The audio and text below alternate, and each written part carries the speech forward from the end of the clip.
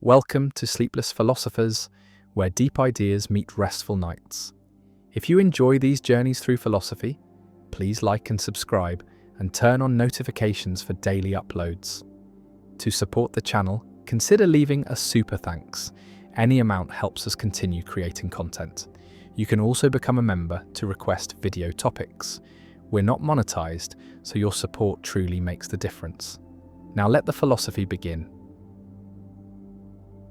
Nagel's bat problem: why you can never know what it's like to be anything else. A philosopher contemplates a bat hanging upside down in a cave, navigating through echolocation, emitting high-frequency sounds and listening to the echoes, building a sonic map of the world. And the philosopher asks what it is like to be a bat. What is the subjective character of bat experience?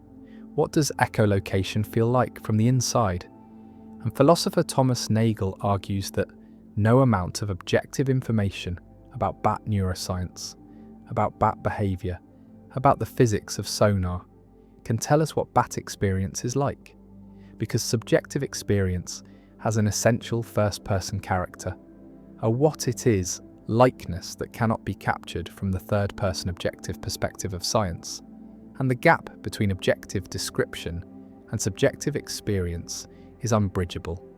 And this means that consciousness, at least in its subjective aspect, resists scientific explanation, resists reduction to physical terms. And this is Nagel's bat problem, presented in his famous 1974 paper, What Is It Like to Be a Bat? And the problem illustrates the explanatory gap between physical facts and phenomenal facts, shows that subjective experience involves something that objective science cannot capture, and challenges physicalist theories of mind to explain how subjective character could be accommodated within a purely physical framework. Imagine trying to know what echolocation is like, trying to understand bat experience from the inside, and you learn all the objective facts. Learn about the bat's auditory system, about how it processes echoes, about which brain regions are involved.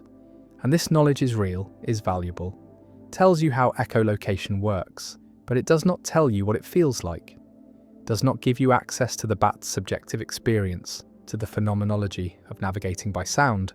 And Nagel's point is that this gap is not due to practical limitations, not due to insufficient technology or incomplete knowledge, but is a fundamental gap between objective and subjective perspectives, between what can be known from outside and what can only be known from inside. And no amount of objective knowledge can bridge this gap, can provide access to subjective experience. The bat problem generalizes beyond bats to any creature with a different sensory modality, a different nervous system, a different form of consciousness. And Nagel uses bats because they are mammals, are relatively similar to humans, yet have a sensory mode, echolocation, that humans lack.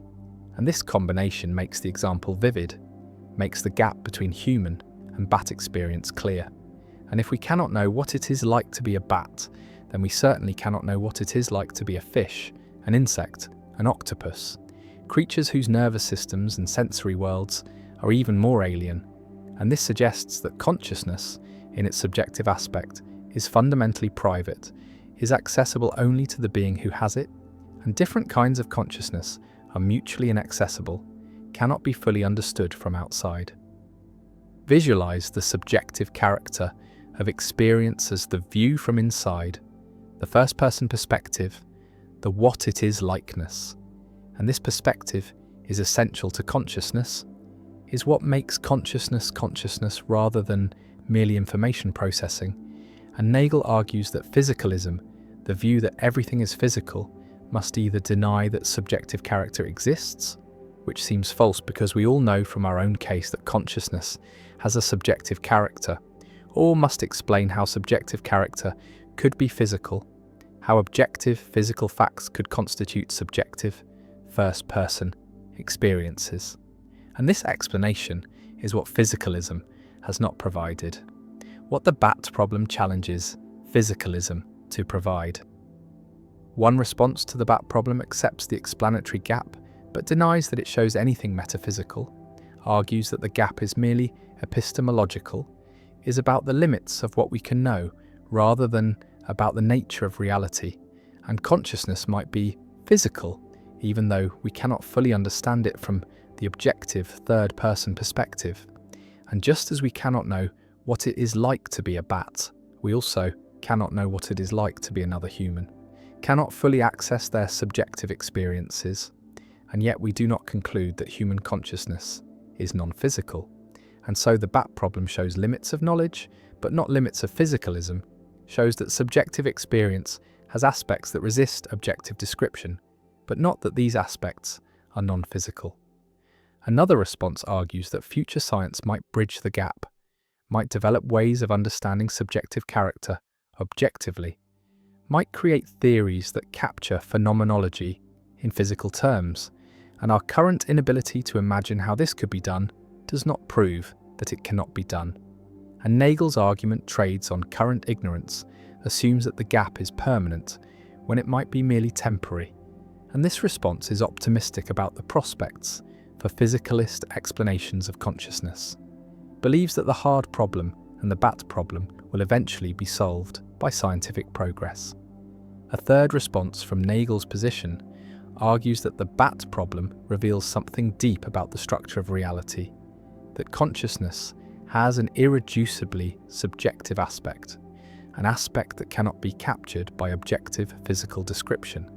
And this does not mean consciousness is non-physical in the sense of being immaterial or supernatural, but it means that physicalism, as traditionally conceived, is incomplete, misses something essential about consciousness.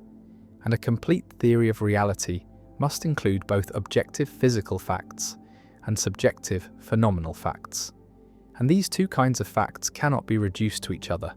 And this position is sometimes called naturalistic dualism, accepts that consciousness is natural, is part of the natural world, but denies that it is reducible to physics. The bat problem also has implications for artificial intelligence, for whether machines could be conscious, because if we cannot know what it is like to be a bat, then we also cannot know what it is like to be a computer, cannot know whether AI systems have subjective experiences, and the bat problem suggests that behavioral evidence is insufficient, that even if a machine passes every behavioral test, exhibits intelligence, responds appropriately to stimuli, we still cannot know whether there is something it is like to be that machine, whether there is subjective experience behind the behavior, and this creates a permanent epistemic barrier, a limit on what we can know about machine consciousness. The bat hangs in the cave, emitting sounds, perceiving the world through echoes, and its experience is alien, is inaccessible to human understanding. And Nagel's question remains, what is it like? And the answer is we do not know, cannot know, because knowing requires access to the subjective perspective, requires being the bat or having the bat's sensory and cognitive capacities, and neither is possible. And so bat consciousness remains a mystery, remains forever beyond human comprehension. And this mystery is not unique to bats but applies to all consciousness, to the fundamental subjectivity of experience, to the what it is likeness that defines phenomenal consciousness. And Nagel's bat problem endures as one of the most influential thought experiments in philosophy of mind, a vivid illustration of the explanatory gap, a challenge to physicalist theories, and a reminder that consciousness, in its subjective aspect, resists objective description, resists scientific reduction, and remains one of the deepest puzzles about the nature of mind and reality. And the bat flies through the cave, navigating by sound, living its bat life, having its bat experiences, and what those experiences are like remains unknown, remains unknowable. And the problem persists, the gap between objective knowledge and subjective experience, the difference between knowing about consciousness and knowing consciousness from the inside. And Nagel's question echoes, what is it like to be a bat? And no answer comes, no answer can come, and the problem stands as a permanent marker of the limits of objective understanding, the irreducible subjectivity of experience and the mystery at the heart of consciousness. Richard's paradox. In 1905, the French mathematician Jules Richard discovered a paradox that strikes at the heart of how language and mathematics interact, revealing that certain kinds of definitions can generate contradictions no matter how carefully they're constructed.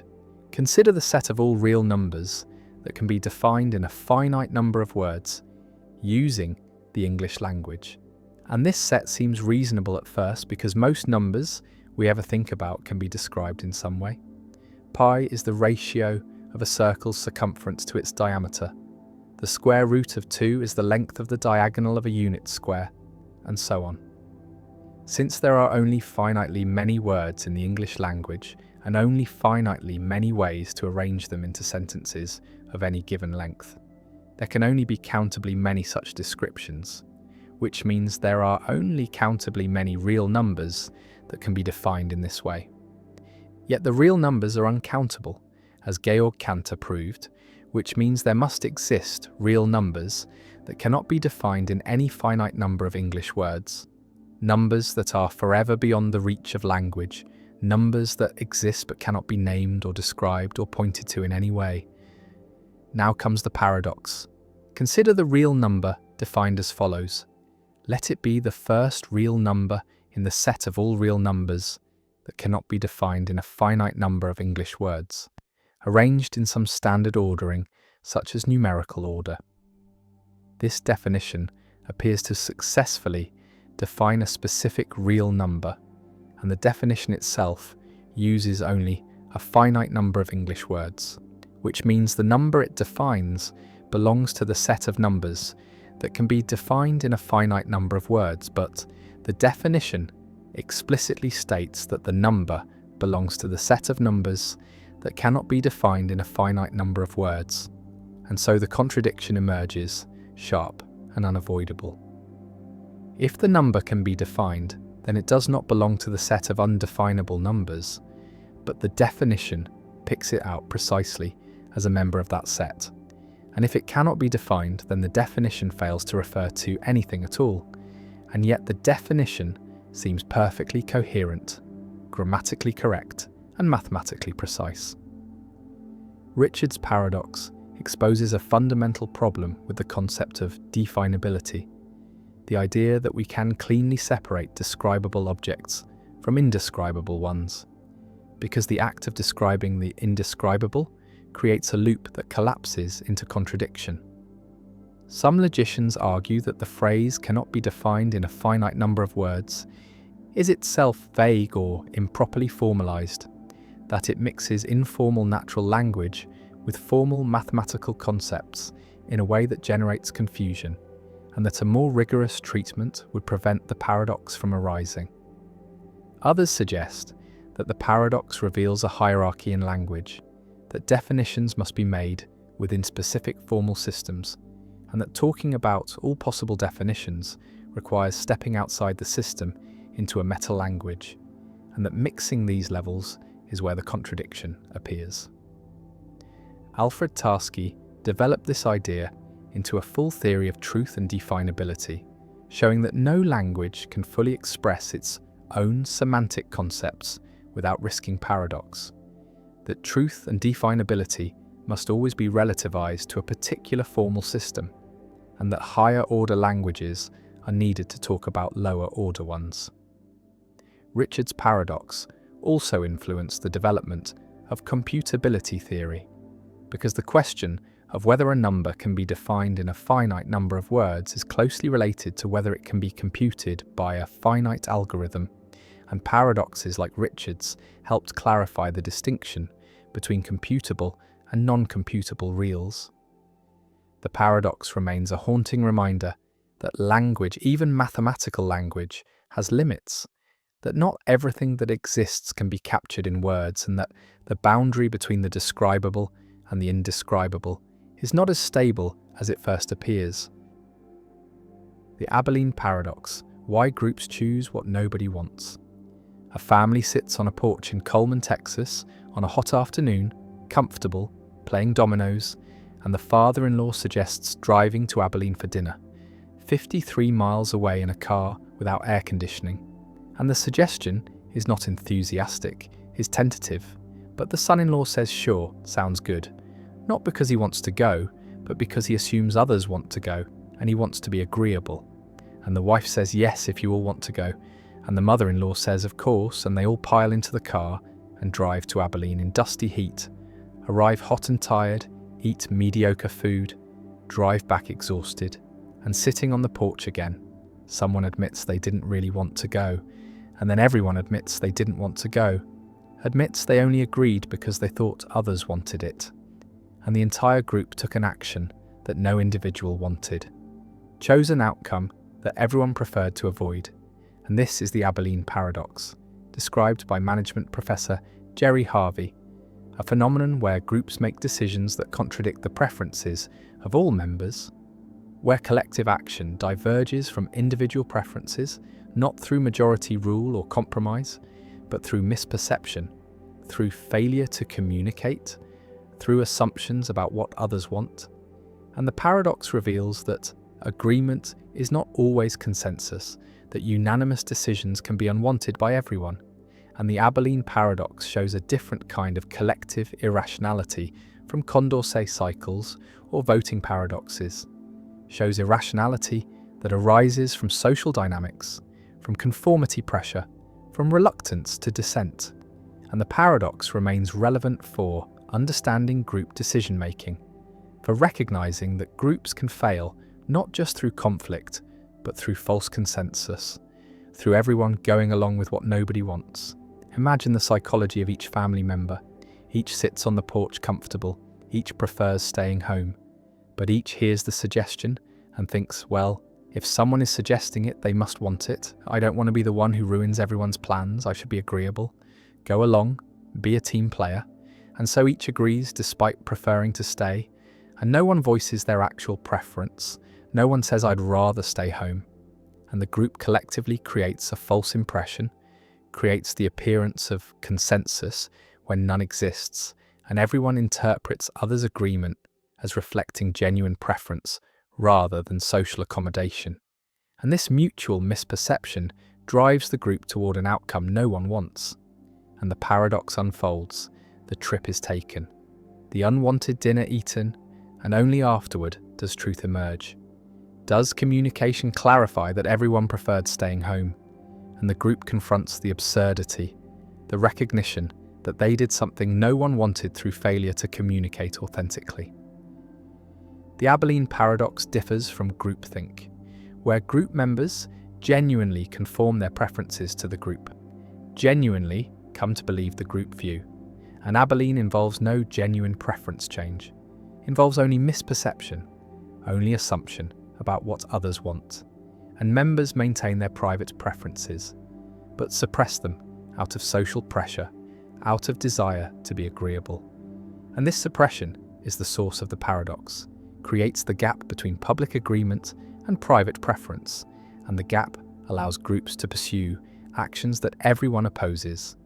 And breaking the paradox requires someone to voice dissent, to say, actually, I'd prefer not to go. And this dissent can reveal that others feel the same, can break the false consensus, but dissent is risky, is socially uncomfortable, requires challenging what appears to be group preference. And most people avoid this, prefer to go along, and the paradox persists. Visualize the Abilene paradox as a coordination failure, where the optimal outcome requires everyone to reveal their true preferences, requires honest communication, but social norms and psychological tendencies prevent this, create pressure toward agreement, toward accommodation, toward not rocking the boat. And these pressures are strongest when relationships matter, when group harmony is valued, when dissent risks social costs and family dinners and work teams and community groups all face Abilene risks. All can make decisions that no one wants, through false consensus, through failure to communicate authentically. And the paradox shows that agreement is not always good, that unanimous decisions can be wrong, that groups need mechanisms for authentic communication, need cultures that encourage dissent, need permission to disagree. One lesson from the Abilene paradox is the importance of honest communication, of creating environments where people feel safe expressing disagreement, where dissent is welcomed rather than punished. And organisations that suffer repeated Abilene paradoxes often have cultures of false harmony, have norms that discourage challenging proposals, have leaders who interpret dissent as disloyalty, and these cultures create conditions for Abilene, create pressure toward agreement, and preventing the paradox requires changing culture, requires valuing truth over harmony, requires encouraging people to voice concerns. And this is difficult, requires conscious effort, requires leadership that models disagreement, that rewards dissent, that avoids shooting messengers. Another lesson is about decision-making procedures, about how groups can avoid Abilene through structured processes, through anonymous voting, through devil's advocate roles, through explicit checking for consensus, through asking not just who agrees, but who disagrees and why. And these procedures create space for dissent, create permission to voice opposition, and reduce pressure toward false consensus. And effective groups use these procedures systematically, build them into decision-making, recognize that surface agreement may hide opposition, and these procedures are especially important for high-stakes decisions, for commitments that are costly to reverse.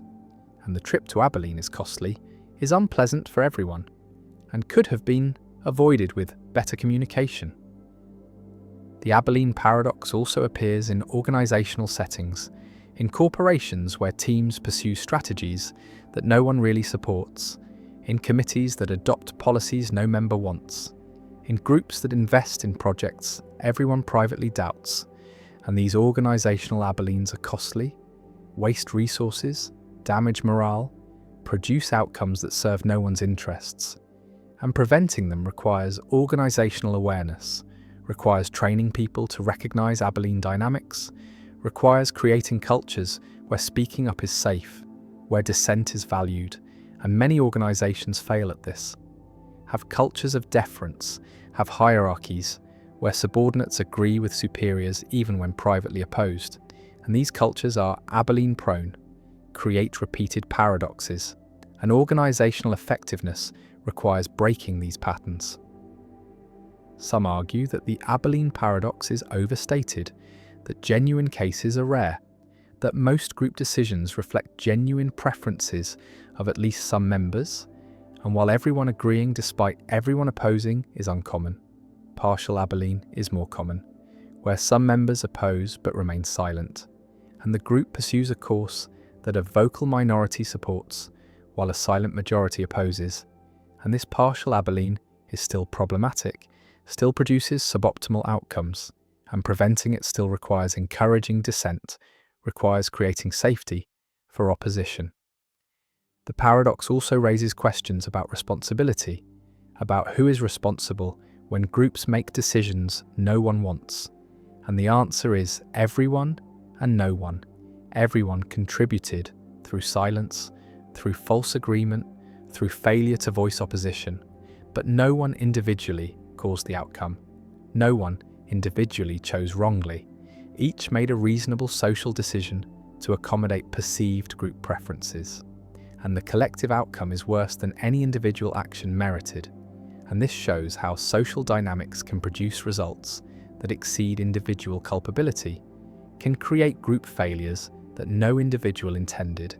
And avoiding such failures requires collective awareness, requires group-level solutions, requires changing communication patterns and decision procedures. The family sits on the porch afterward, hot and tired and annoyed, and someone admits they didn't want to go, and the admissions cascade. And everyone realizes the absurdity, realizes they collectively did something no one wanted, and the Abilene paradox is revealed, and laughter mixes with frustration, and the lesson is learned. The importance of honest communication, the danger of false consensus, the need to voice dissent, and the paradox remains a permanent reminder that groups can fail not just through conflict, but through excessive agreeableness, through mistaken assumptions about others' preferences, through social pressures that suppress authentic communication, and the Abilene paradox endures as a cautionary tale about group decision-making, a demonstration that agreement is not always consensus, that unanimous decisions can be wrong, and that preventing collective irrationality requires creating environments where dissent is safe, where truth is valued over harmony, and where groups communicate authentically rather than accommodating falsely. The bald man paradox. A man stands before a mirror, his hair full and thick, and no one would call him bald, this much is certain. And yet time passes and hairs fall, one by one, slowly at first and then with gathering speed. And the question that haunts philosophers is simple and unanswerable. At what precise moment does this man become bald, after which single hair crosses the threshold from not bald to bald, and the intuition rebels against the idea that one hair could make such a difference, that the removal of a single strand could transform a person's category, could change a truth about them in such a fundamental way. The bald man paradox is a version of the Sorites paradox, focused specifically on baldness, but illustrating the same underlying problem about vagueness, boundaries, and the limits of classification. And it asks us to consider whether baldness admits of sharp boundaries, or whether it is inherently vague, a matter of degree rather than kind. And if it is vague, then how can we use the term meaningfully? How can we say that someone is bald or not bald when there seems to be no clear line separating the two states? Imagine the process in reverse, starting with a completely bald man, hairless and smooth, and now a single hair appears on his head, and surely one hair does not make him not bald. The presence of a single hair is negligible, imperceptible to casual observation, and if one hair does not change baldness, then neither does two, and if two do not, then neither does three, and this reasoning continues, step by step, until the man has a full head of hair, and yet according to the logic he should still be bald because no single hair made the difference, and this conclusion is absurd, and so something must be wrong with the reasoning, but what? The paradox forces a choice between several uncomfortable positions. One option is to accept that there is a sharp boundary, a precise number of hairs that separates bald from not bald, perhaps 10,000 hairs or 5,000 or some other specific number, and anyone with fewer hairs than this threshold is bald, while anyone with more is not bald. And this view preserves classical logic, maintains that every statement is either true or false, that vagueness is merely epistemic, a matter of our ignorance about where the true boundary lies, but this position strikes many as implausible because it seems arbitrary. There is no principled reason why 10,000 hairs should be the cutoff rather than 10,001, and the idea that baldness depends on such a precise count feels wrong, disconnected from how we actually use the term. Another option is to reject the idea of sharp boundaries and embrace the view that baldness is genuinely vague, that there are borderline cases where it is neither determinately true nor determinately false that someone is bald, cases where the world itself does not settle the question, and this view requires abandoning or modifying classical logic, accepting that by valence, the principle that every proposition is either true or false does not hold for vague predicates, and this leads to various non-classical logical systems, three-valued logics where propositions can be true, false, or indeterminate, fuzzy logics where truth comes in degrees ranging continuously from 0 to 1, supervaluationism where a statement is true if it is true on all acceptable ways of making the vague term precise, and each of these approaches has costs and benefits. Each preserves some intuitions while sacrificing others. A third option is contextualism, the view that whether someone is bald depends on the context of utterance, on the standards and purposes operative in a given conversation or situation. And in one context, a man with 5,000 hairs might count as bald, while in another context only someone with fewer than 1,000 hairs would count. And this view makes baldness relative rather than absolute. And it explains why borderline cases feel uncertain, because in borderline cases the context has not provided enough information to determine which standards apply, but contextualism faces challenges too. It must explain how context determines standards, whether there are constraints on what standards can be operative, and whether contextualism avoids the Sorites paradox or merely relocates it to the question of when contexts shift. The Baldman paradox also connects to broader questions about language, reference, and the relationship between words and the world. Because if most predicates in natural language are vague, and they are, nearly every adjective and many nouns admit of borderline cases, then vagueness is not a peripheral issue, but a central feature of how we communicate, and any theory of meaning must account for it, must explain how. Vague terms can be useful and informative despite their lack of sharp boundaries, and must address whether vagueness is a feature of language, of thought, of the world, or of all three.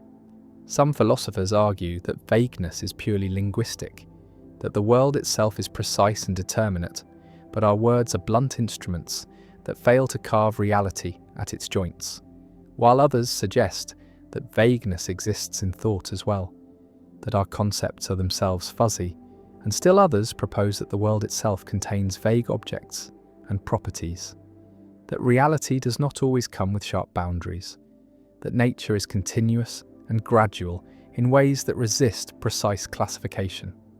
The paradox has practical implications as well.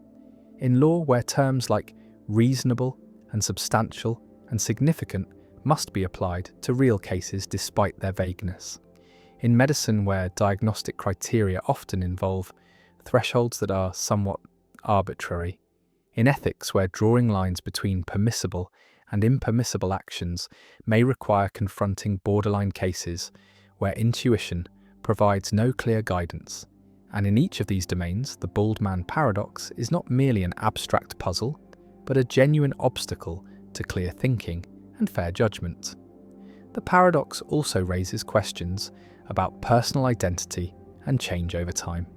Because if baldness is gradual, then so are many other properties, aging, growing, learning. And if there are no sharp transitions, then perhaps personal change is also vague. Perhaps there are cases where it is indeterminate whether someone is the same person they were years ago, whether they have changed in significant ways or remained essentially the same. And this connects to deeper issues about persistence, continuity, and what it means to endure through time. The bald man stands as a symbol of all borderline cases, all situations where reality resists the either-or structure of classical logic, where predicates fade gradually from clear application to clear non-application, passing through a twilight zone where truth becomes uncertain. And the paradox endures because it exposes a tension between the precision we expect from rational thought and the vagueness inherent in the world and in language, and no solution has won universal acceptance. Philosophers continue to debate whether to accept sharp boundaries, revise logic, relativize truth to context, or adopt some more radical approach. And the bald man remains poised between categories. Neither clearly bald nor clearly not bald in the borderline cases, a living embodiment of the limits of definition, a reminder that the world does not always cooperate with our desire for clarity, and that some questions may have no determinate answer, not because we lack knowledge, but because the questions themselves presuppose a precision that reality does not provide. And the hairs fall one by one, and baldness approaches, and no single hair marks the moment of transformation, and the paradox persists, unresolved and perhaps unresolvable, a permanent feature of the conceptual landscape we must navigate, a crack in the foundations of logic that cannot be sealed. Schrödinger's cat, the pet that's both alive and dead. A cat sits in a sealed box, a box that cannot be opened or observed from the outside. And inside the box with the cat is a device, a quantum mechanism that has a 50% chance of killing the cat within 1 hour and a 50% chance of leaving the cat alive. Perhaps a vial of poison that will break if a single radioactive atom decays. And the decay is a quantum event, genuinely random, with no way to predict whether it will happen in the next hour, and so after 1 hour has passed, the cat is either alive or dead. 50-50 odds. And this seems straightforward, but the paradox emerges when quantum mechanics is taken seriously, when the rules of quantum theory are applied consistently, because quantum mechanics says that before a measurement is made, before the box is opened and the cat is observed, the system exists in a superposition, a combination of both possible states simultaneously, and so the cat is both alive and dead at the same time, existing in a strange limbo where neither state is definite until observation collapses the superposition and forces the system into one state or the other. And this is Schrödinger's cat, a thought experiment devised by physicist Erwin Schrödinger in 1935 to illustrate what he saw as the absurdity of applying quantum mechanics to macroscopic objects to show that something was wrong with the standard interpretation of quantum theory. Imagine the situation step by step. At the beginning, the cat is alive, the radioactive atom has not yet decayed, and the quantum state is well defined. But as time passes, the atom enters a superposition of decayed and not decayed, because quantum mechanics describes it with a wave function that assigns amplitudes to both possibilities, and these amplitudes evolve smoothly, and the atom is in a state of quantum indeterminacy, neither definitely decayed nor definitely not decayed until a measurement is made. And this indeterminacy is not ignorance, not a matter of the atom being in one state or the other, and we just do not know which, but a genuine feature of quantum reality. The atom literally does not have a definite state until measured, and because the poison release is coupled to the atom's state, the poison is both released and not released, and the cat is both dead and alive, existing in a superposition of macroscopic states. And this conclusion seems absurd, seems to violate everything we know about cats and boxes and life and death, and Schrödinger intended it to be absurd, to show that something must be wrong with the orthodox interpretation of quantum mechanics, that the theory cannot be applied consistently to large objects, that there must be a boundary somewhere between the quantum realm where superpositions occur and the classical realm where objects have definite states. The paradox has generated an enormous amount of discussion and debate in physics and philosophy, with different interpretations of quantum mechanics offering different resolutions. The Copenhagen interpretation, the dominant view in Schrödinger's time, says that the wave function collapses upon measurement, that the act of observation forces the system into one definite state, and so when the box is opened and the cat is observed, the superposition collapses and the cat becomes definitely alive or definitely dead. But this raises questions about what counts as a measurement, about what constitutes an observer, about whether consciousness is required to collapse the wave function, or whether any physical interaction suffices. And these questions remain controversial, and the Copenhagen interpretation does not provide clear answers, does not specify where the quantum classical boundary lies. The many worlds interpretation offers a different resolution, saying that the wave function never collapses, that both outcomes occur, that the universe splits into two branches, one where the cat is alive and one where the cat is dead, and both branches are equally real, and the observer also splits, becoming two versions, one observing a live cat and one observing a dead cat, and each version believes they have observed a definite outcome.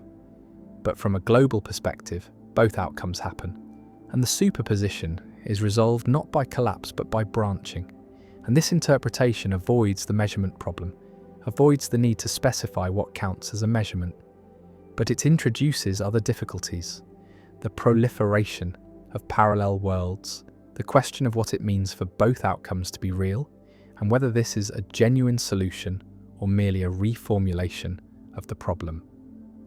Decoherence theory provides another perspective, focusing on the interaction between the quantum system and its environment, and it shows that macroscopic objects, like cats, are constantly interacting with their surroundings, with air molecules, with photons, with thermal radiation, And these interactions cause the quantum coherence, the delicate phase relationships that allow superpositions to be destroyed very rapidly in a fraction of a second for macroscopic objects. And once coherence is lost, the system behaves classically, appears to be in one definite state. And so, the cat never actually exists in a superposition of alive and dead, or exists in such a state for only an immeasurably short time before decoherence converts it to a classical mixture, a probabilistic state where the cat is either alive or dead. We just do not know which until we look. And this dissolves the paradox by denying that macroscopic superpositions persist long enough to be observable.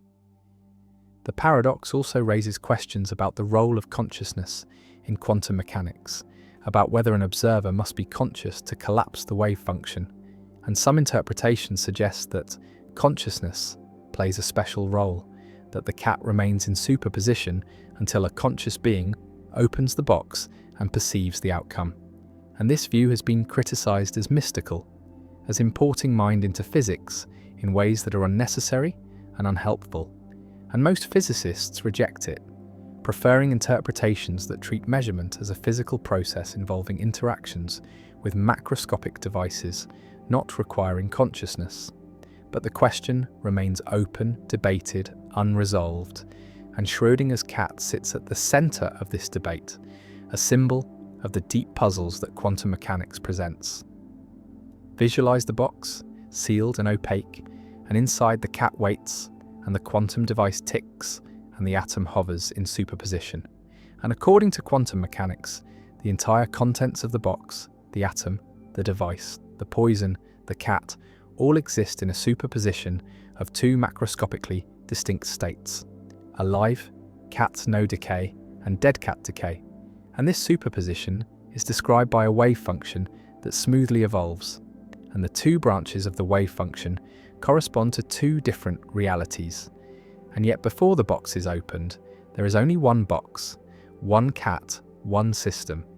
And the paradox is that quantum mechanics seems to say the cat is both alive and dead. While common sense says the cat is either alive or dead, we just do not know which. And this clash between quantum formalism and classical intuition is the heart of Schrödinger's cat, a paradox that has no agreed-upon solution, that different interpretations resolve in different ways, and that continues to drive research in the foundations of quantum mechanics. In efforts to understand what measurement means, what quantum states represent, and how the quantum world relates to the classical world we experience, the box sits on the table, the hour passes, and the cat's fate is sealed. Or is it? Or is the cat in limbo, suspended between life and death, waiting for observation to make reality definite? And the paradox endures, not because physicists do not understand quantum mechanics, but because quantum mechanics, understood correctly, leads to conclusions that seem impossible, that violate everyday experience, that force choices between interpretations that are empirically equivalent but conceptually divergent. And Schrödinger's cat remains the most famous illustration of this strangeness, a thought experiment that has entered popular culture, a paradox that symbolizes the weirdness of quantum reality. And the cat, alive and dead, real and hypothetical, continues to haunt physics and philosophy, a permanent reminder that the quantum world is not merely different in degree from the classical world, but different in kind, governed by rules that defy visualization and resist intuitive understanding. And the paradox persists, unresolved in the deepest sense, a puzzle that reveals the limits of human intuition and the challenge of making sense of a theory that works perfectly in practice but remains mysterious in principle. The analysis paradox. Philosophy has long been concerned with analysis, with taking complex concepts and breaking them down into simpler components, with providing definitions that specify the necessary and sufficient conditions for the application of a term. And this project of conceptual analysis seems both important and straightforward. We want to know what knowledge is, what justice is, what truth is, and we proceed by analysing these concepts, by stating explicitly what they mean. by giving definitions that capture their essential features. Yet there is a paradox lurking here, a puzzle about whether analysis is even possible. And this is the paradox of analysis, first articulated clearly by C.H. Langford and discussed extensively by G.E. Moore and others in the early 20th century. The paradox can be stated simply: suppose we offer an analysis of some concept. For example, we might analyze the concept brother as male sibling, and this analysis, if correct, should be informative, should tell us something we did not already know about what brotherhood consists in, should illuminate the concept by making its structure explicit. But if the analysis is correct, then the analysandum, the concept being analysed, and the analysans, the analysis itself, must have the same meaning.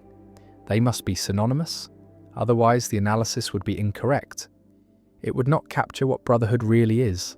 And if they are synonymous, then the statement brother means male sibling should be trivial, should be like saying brother means brother, a mere tautology that provides no new information. And so the analysis cannot be both correct and informative. If it is correct, then it is trivial. And if it is informative, then it is not a genuine analysis, but merely a stipulation or a proposed change of meaning. The paradox threatens the entire project of conceptual analysis, because it suggests that analysis cannot do what it is supposed to do, cannot both correctly identify the meaning of a concept and provide new insight into that meaning, cannot be both true and interesting. And so either conceptual analysis is impossible, or our understanding of what analysis is and what it aims to achieve must be revised. One response to the paradox distinguishes between sense and reference, between the meaning of a term and what it picks out, and argues that an analysis can be informative even if the analysandum and analysans refer to the same thing, because they can differ in sense, in the way they present or describe that thing. And so the analysis brother means male sibling is informative, because even though brother and male sibling refer to the same set of individuals, they present that set in different ways, one as a family relation and the other as a combination of gender and kinship. And this difference in sense makes the identity statement informative rather than trivial. Another response appeals to a distinction between conceptual and factual knowledge, arguing that analysis does not provide factual knowledge about the world, but conceptual knowledge about our own concepts, that it makes explicit what was already implicit in our understanding, that it brings to consciousness the structure of concepts that we already possess and use, but have not fully articulated. And so, the informativeness of analysis is not the informativeness of discovering new facts, but the informativeness of self-clarification, of making our own conceptual commitments explicit and transparent. A third response, associated with Quine and others skeptical of the analytic-synthetic distinction, denies that there is a sharp line between conceptual analysis and empirical investigation, arguing that all beliefs form a holistic web where conceptual revisions and factual discoveries are intertwined, and that what we call analysis is really just careful reflection on our current best theory of the world, subject to revision in light of new evidence or theoretical considerations. And on this view, the paradox dissolves, because analysis is not supposed to be a priori or purely conceptual, but is continuous with empirical inquiry, and so it can be both correct and informative without any mystery. The paradox also raises questions about the methodology of philosophy, about whether philosophy can make progress through analysis or whether some other method is needed. And different philosophical traditions have taken different stances, with analytic philosophy traditionally emphasizing conceptual analysis as a central tool, while continental philosophy has been more skeptical of analysis, focusing instead on interpretation, critique, and phenomenological description. And the paradox of analysis has been one factor driving some philosophers away from traditional analysis toward other approaches. The paradox connects to issues about understanding and competence, because we seem to have a kind of implicit or tacit understanding of concepts like knowledge, justice, and truth. We can use these concepts correctly, can apply them to particular cases, can recognize when they are used inappropriately, and yet when asked to state explicitly what these concepts mean, to provide a definition, we struggle. And this suggests that conceptual competence does not require explicit knowledge of definitions, that understanding can be practical and procedural rather than theoretical and propositional, and that analysis attempts to convert implicit understanding into explicit knowledge, a conversion that is difficult and perhaps impossible to complete without remainder.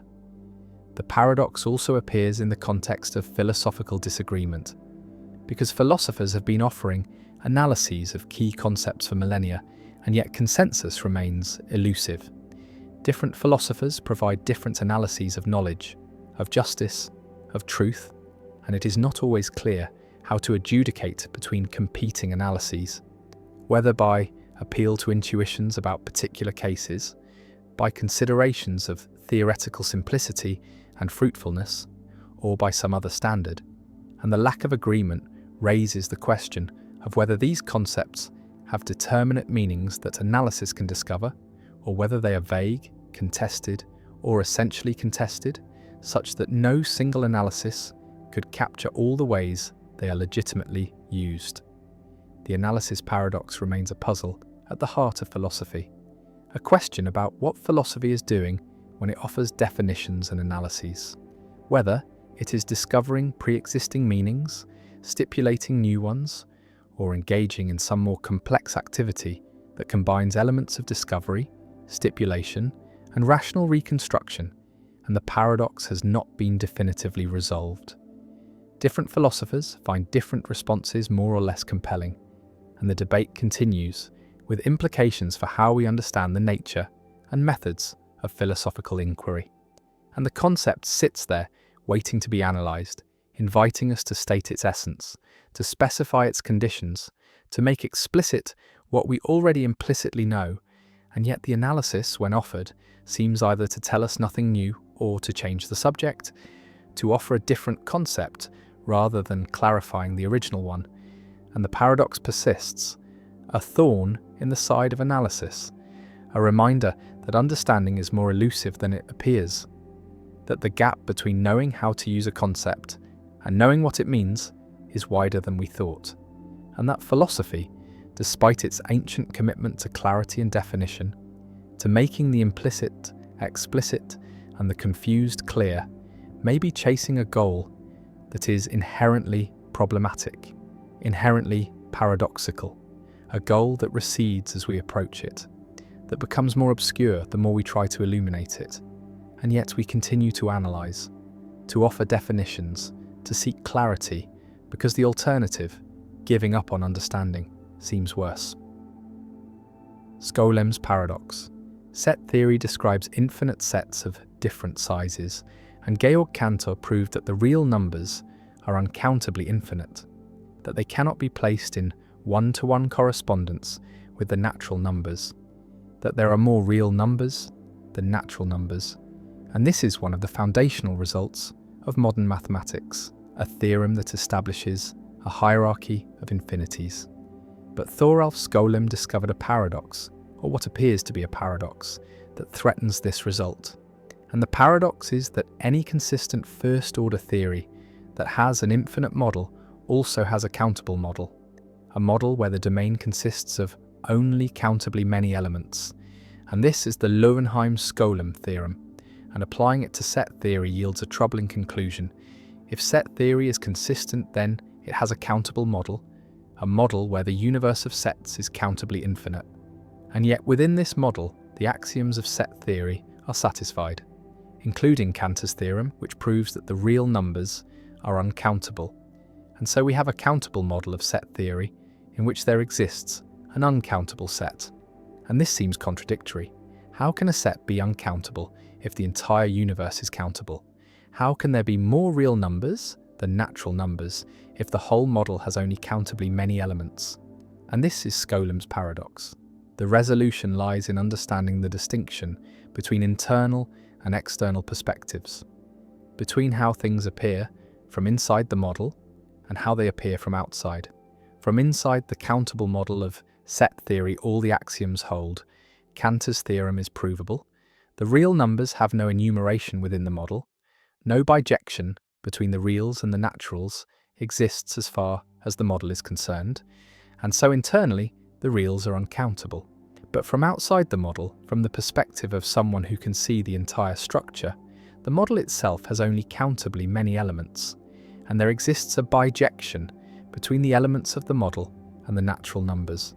A bijection that is not itself an element of the model, that does not correspond to any set or function within the model, and so externally the model is countable. And this distinction between internal and external is the key to resolving the paradox. Uncountability is relative. It depends on what bijections are available, and different models have different bijections. Skolем's paradox reveals something profound about the nature of mathematical existence and the limits of first-order logic.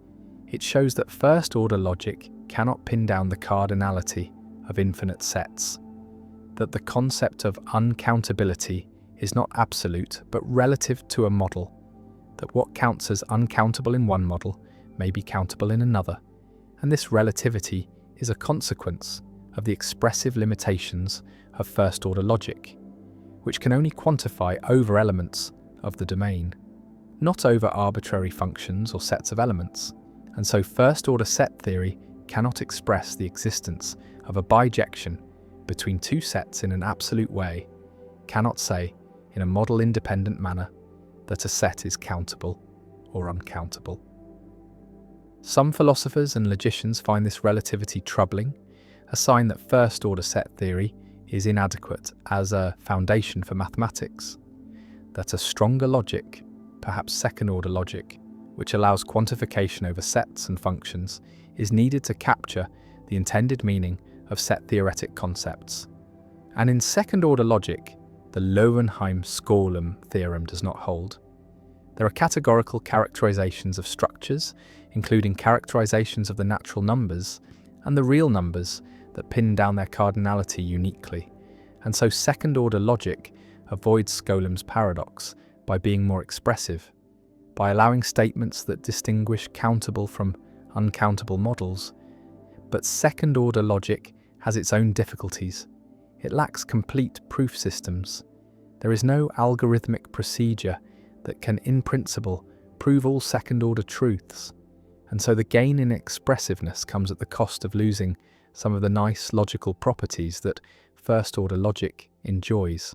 Others embrace the relativity revealed by Skolem's paradox, arguing that it shows the conventional or perspectival nature of mathematical concepts, that cardinality is not an intrinsic property of sets but a relation between sets and models, that what we call uncountable is simply a set that lacks an enumeration within a particular model, and that different models can disagree about what is countable without any of them being wrong. And this perspective aligns with a pluralistic or model-theoretic approach to mathematics, where there is no single intended model of set theory, but many models, each with its own internal structure, and what is true varies from model to model, and mathematical truth is relative to a choice of model. Skolem's paradox also connects to issues about the definiteness of the continuum, about whether the set of real numbers has a well-defined cardinality, and the continuum hypothesis, which asks whether there is a set whose cardinality is strictly between that of the natural numbers and the real numbers. And this hypothesis is independent of the standard axioms of set theory, meaning that neither the hypothesis nor its negation can be proven from the axioms. And some mathematicians interpret this independence as evidence that the cardinality of the continuum is not a definite matter of fact, but depends on additional assumptions or on the choice of model. And Skolem's paradox reinforces this interpretation by showing that even the distinction between countable and uncountable is model-dependent. The paradox remains a touchstone in the philosophy of mathematics and the foundations of logic. it illustrates the limits of first-order logic, the relativity of model-theoretic notions, and the gap between formal systems and intended interpretations. And it forces careful thinking about what it means to say that a set is countable or uncountable, about whether mathematical concepts have absolute meanings or are always relative to a framework, and about the relationship between syntactic provability and semantic truth. And the paradox has no simple resolution. Different philosophers and mathematicians draw different lessons, some seeing it as a defect of first-order logic, others as a feature revealing deep truths about the nature of infinity and cardinality. And the debate continues, with implications for how we understand the foundations of mathematics, the status of set theory, and the nature of mathematical truth. The countable model sits in logical space, containing sets and functions and real numbers, and within this model, Cantor's theorem holds. The reals are uncountable, no enumeration exists. But from outside the model, the whole structure is countable. All its elements can be listed, and the real numbers of the model, uncountable internally, are countable externally. And this doubling of perspective, this split between internal and external, is the heart of Skolем's paradox, a demonstration that perspective matters, that truth is not always absolute, that models can disagree, and that first-order logic, powerful as it is, cannot capture all the nuances of infinite cardinality. And the paradox endures, a puzzle that has shaped logic and set theory, a challenge that continues to generate discussion and debate, and a reminder that even the most basic mathematical concepts, even the notion of how many, become subtle and contested when applied to infinite collections. The Achilles and the tortoise. Achilles, the swift-footed hero of Greek legend, agrees to race a tortoise, and to make the contest fair, the tortoise is given a head start, perhaps 100 meters, and the race begins, and Achilles runs swiftly toward the point where the tortoise started. But by the time he reaches that point, the tortoise has moved forward a small distance, perhaps 10 meters, and so Achilles runs toward that new position.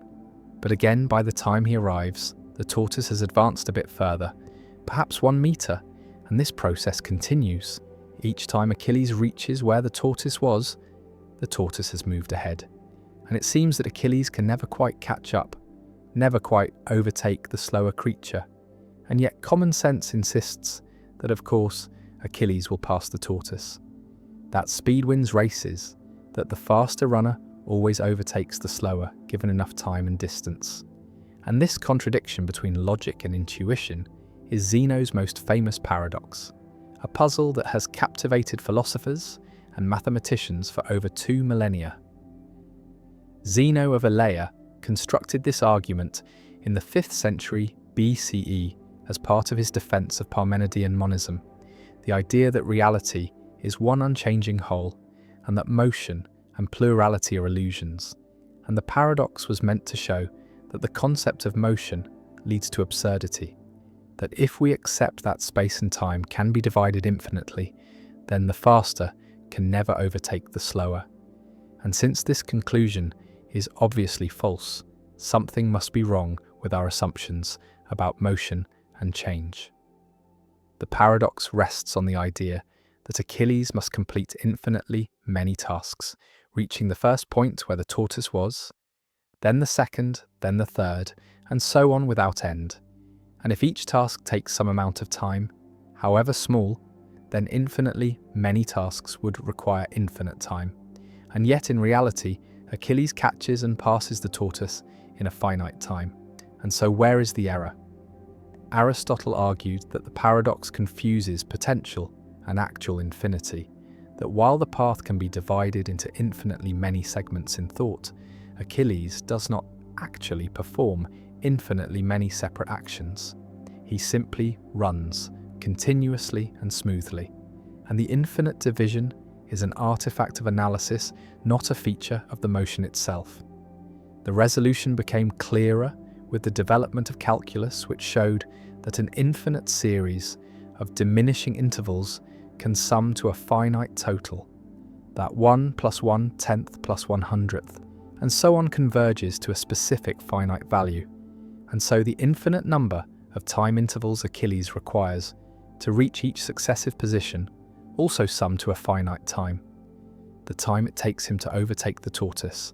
Yet the paradox retains a strange power, a sense that something about infinity remains counterintuitive, that the idea of completing an infinite number of steps feels impossible, even when mathematics insists it is not, and philosophers continue to debate whether the mathematical resolution truly captures the conceptual problem or merely sidesteps it. The paradox also connects to questions about the nature of space and time, whether they are continuous or discrete, whether motion is genuinely smooth or composed of tiny jumps, whether there is a smallest possible distance or duration beyond which reality cannot be divided. And these questions remain open in modern physics, where quantum mechanics and theories of spacetime suggest that the classical picture of smooth continuous motion may break down at the smallest scales. If you enjoy these explorations of paradox and the limits of thought, consider subscribing so you never miss a journey into philosophy's most perplexing puzzles, and perhaps leave a comment sharing where you are in the world as you listen to these ideas unfold. Achilles and the tortoise remain locked in their eternal race, a metaphor for the human attempt to reconcile the finite with the infinite, the continuous with the discrete, the logical with the intuitive. And the paradox endures as a reminder that even the simplest motion, a hero chasing a tortoise, conceals within it mysteries that have not been fully solved. Questions that linger at the boundary where mathematics meets reality, where reason meets experience, where what must be true, according to logic, clashes with what obviously is true, according to the world. The arrow paradox. Motion seems so simple, so obvious. An arrow flies through the air from bow to target, and no one doubts that it moves. Yet the ancient Greek philosopher Zeno of Elea posed a question that has troubled thinkers for over 2,000 years. A question about whether motion is even possible at all. And this is the arrow paradox, one of Zeno's many arguments against the reality of change and multiplicity. Consider an arrow in flight, frozen at a single instant of time. At that precise moment, the arrow occupies a specific region of space exactly equal to its own length and width. It is not in two places at once. It is simply where it is motionless, static, indistinguishable from an arrow at rest. At the next instant, the same is true. The arrow occupies a space equal to itself, motionless at that frozen moment, and at the next instant, and the next. And if time is composed of a sequence of such instants, then at every instant the arrow is motionless. And if the arrow is motionless at every instant, then how can it be said to move at all? For motion would require the arrow to be in more than one place at a single instant, or to be in a state of transition rather than a state of rest, and yet at any given instant there is no motion, only position. Zeno used this paradox to support the Eleatic philosophy of Parmenides, which held that change and motion are illusions, that reality is a single, unchanging whole, and that the apparent diversity and movement we perceive are mere deceptions of the senses. The arrow paradox strikes at the very concept of instantaneous velocity, the idea that an object has a speed at a single moment in time, and Aristotle attempted to refute Zeno by arguing that time is not composed of indivisible instants, but is continuous, that motion is not a series of static positions, but a process that unfolds over intervals, and that the paradox arises only if we mistakenly treat time as a collection of frozen moments, rather than a flowing continuum. Modern physics offers a different resolution through calculus, where velocity is defined as the derivative of position with respect to time, a limit that describes how position changes as the time interval approaches zero. And in this framework, instantaneous velocity is a well-defined concept. The arrow does have a speed at each moment, even though speed is not a property that can be observed in a single instant, but only inferred from the relationship between position and time. Yet some philosophers argue that the arrow paradox still points to something genuine and unresolved, a mystery about how the static and the dynamic relate, how a series of stillnesses can add up to motion, how being in a place can somehow become moving between places. Quantum mechanics adds another layer to the puzzle, because at the subatomic level, particles do not have definite positions and velocities simultaneously. The Heisenberg uncertainty principle states that the more precisely we know a particle's position, the less precisely we can know its momentum. And in some sense, the arrow paradox prefigures this strange quantum behavior, the idea that motion and position are not entirely compatible descriptions of reality. The paradox also connects to debates about the nature of time itself, whether time is discrete or continuous, whether it flows or is an illusion, whether the present moment is all that exists or whether past and future are equally real, and whether change is fundamental or derivative. Zeno's arrow hangs suspended in thought, motionless at every instant, yet undeniably in flight, a puzzle that refuses to vanish despite millennia of analysis, a reminder that even the most basic experiences, the flight of an arrow, the passing of time, the reality of motion, rest on assumptions that can be questioned, that beneath the surface of the obvious lies a tangle of conceptual difficulties that no amount of mathematics or physics has entirely smoothed away, and the arrow flies still, or perhaps it never moved at all, frozen forever in the paradox that bears its name. Quine's-Gavagai problem? Why we can never know what anyone really means. An anthropologist arrives in a remote village to study an unknown language, a language no outsider has encountered before. And the anthropologist has no translator, no dictionary, no common linguistic framework, only observations and patience, and the method is radical translation. Learning the language from scratch by observing how natives use words in response to events.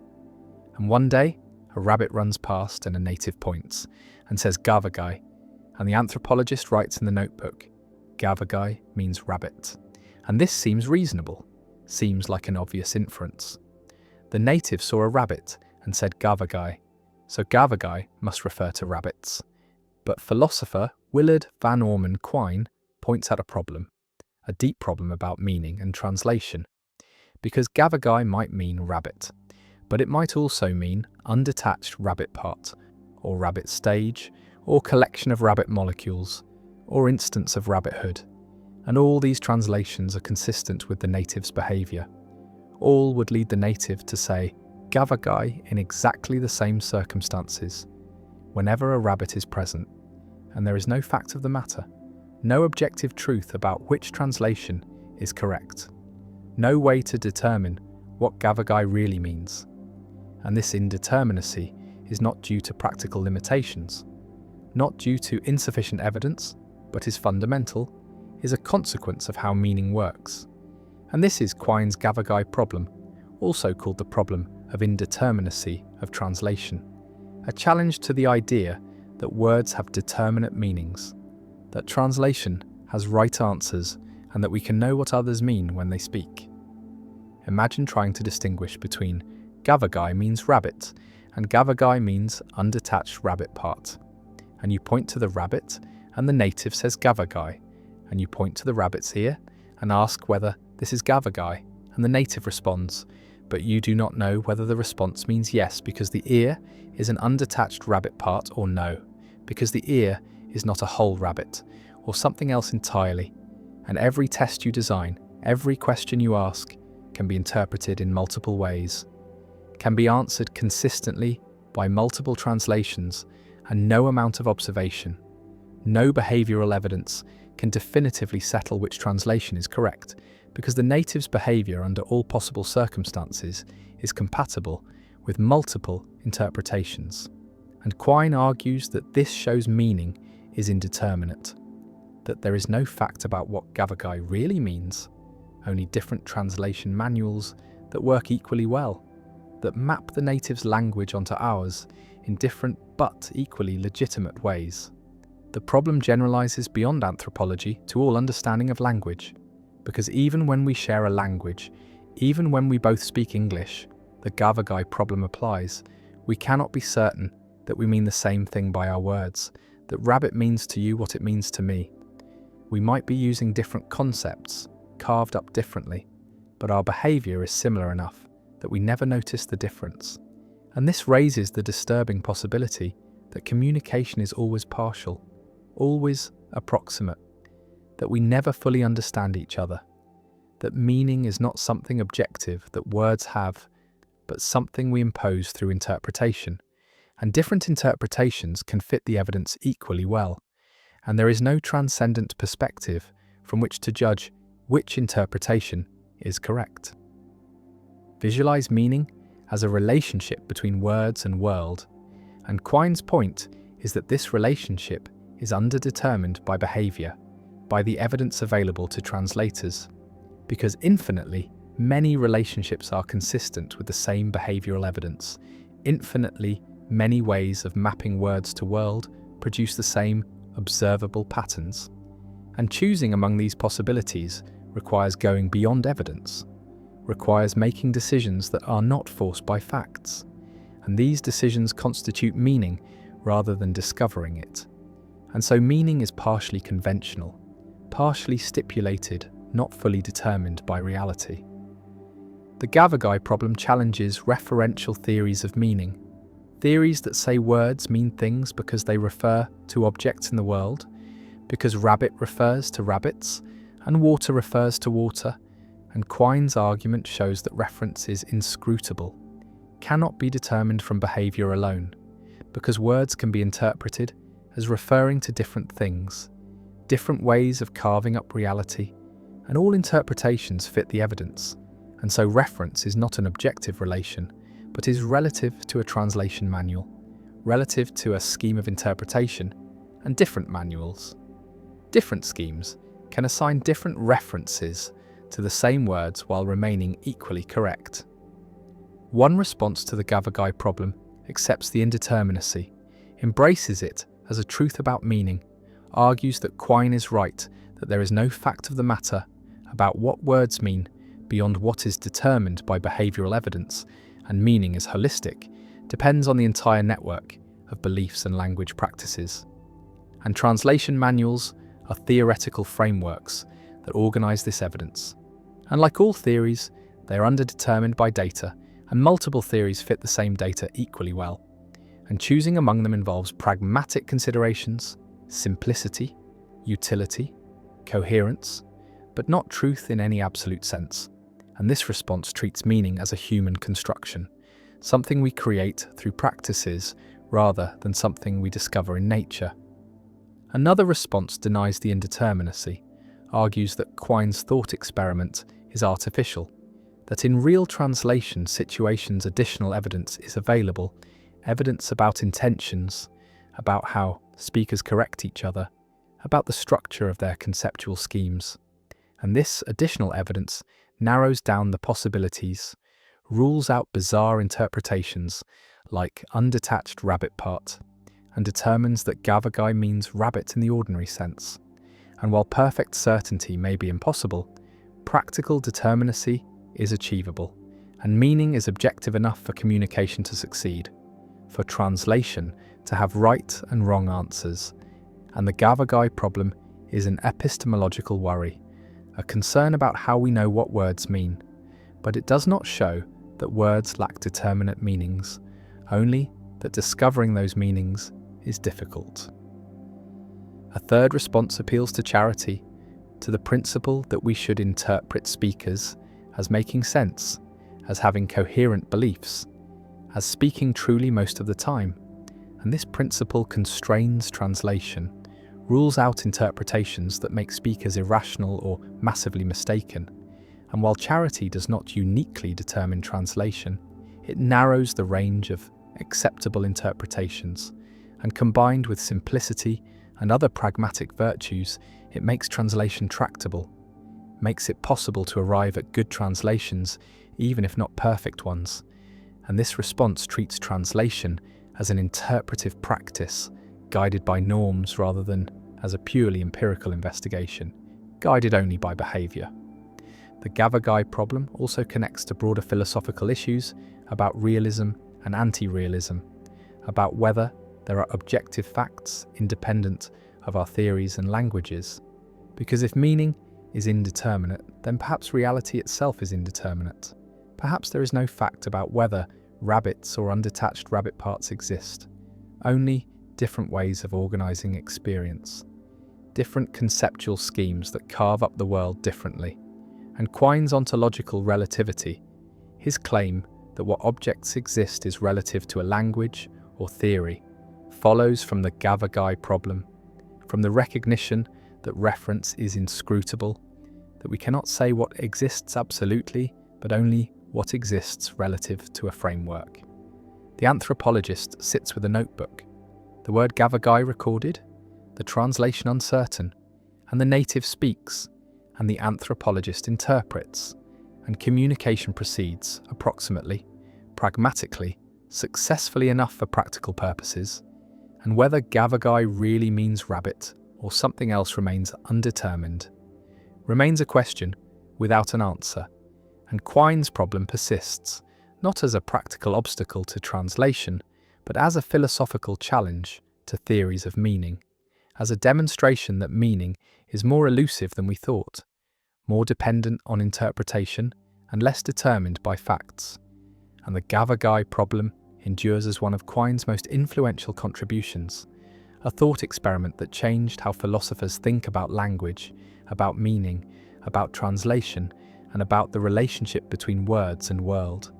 And the problem remains unsolved, perhaps unsolvable, a permanent feature of linguistic philosophy, a reminder that understanding each other is harder than it seems, that meaning is indeterminate, that communication is an achievement rather than an automatic consequence of shared language, and that the gap between what we say and what we mean, between our words and their reference, can never be fully closed. And the rabbit runs past and the native says, Gavagai, and we translate approximately, hopefully, never quite certain that we have understood. Synesthesia. Paradox. Why numbers have colours and sounds have tastes.